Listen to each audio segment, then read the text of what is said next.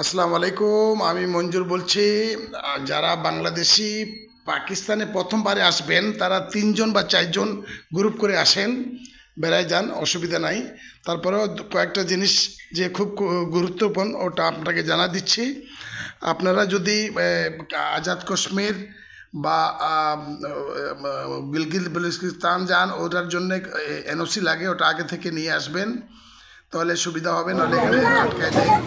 করাচিতে থাকতে হলে আপনার রিগেল চক সাধারণে কিছু কম টাকায় হোটেল আছে, ওখানে থাকতে পারবেন। আর লাহোরে স্টেশন, রেলওয়ে স্টেশনের সাথে যেটা হোটেলগুলো, ওটা এখানে খুব সুবিধা, আর নাহলে অনেক দাম বেশি। তাহলে এই জন্যে আগে থেকে জানাই দিচ্ছি। এখানে করাচিতে অনেক ঘোরার জায়গা আছে, সাগর আছে করাচিতে, লাহোরে অনেক জায়গা আছে, ইসলামাবাদে শাহ ফয়সাল মসজিদ, বিভিন্ন জায়গায় বিভিন্ন জিনিস আছে। কিন্তু আপনি আগে থেকে সতর্ক হয়ে আসবেন।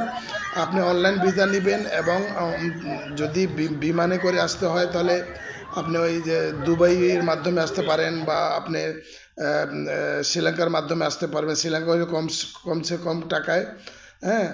আর এখন জিনা ফ্লাই জিনা স্টার্ট হচ্ছে, তাহলে সরাসরি আসতে পারবেন, সমস্যা নাই।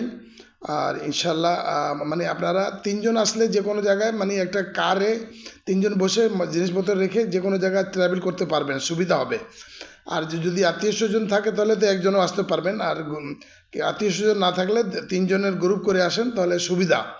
মানে যে কোনো প্রবলেম হবে না, খাওয়া দাওয়া থাকা কোনো প্রবলেম নাই এখানে, হ্যাঁ। তবে যেতে গুরুত্বপূর্ণ যেটা, যে আপনি অন্য অন্য জায়গায় যেতে হলে, যেমন কাশ্মীর, গিলগিল বেস্তান, ওদের জন্য এনওসি লাগে। এনওসি নিয়ে আসবেন, আগে থেকে আবেদন করবেন পাকিস্তান হাই কমিশনারকে, ওরা আপনাকে এনওসি প্রোভাইড করবে, তারপরে আপনারা ওখান থেকে আসতে পারবেন, সমস্যা হবে না।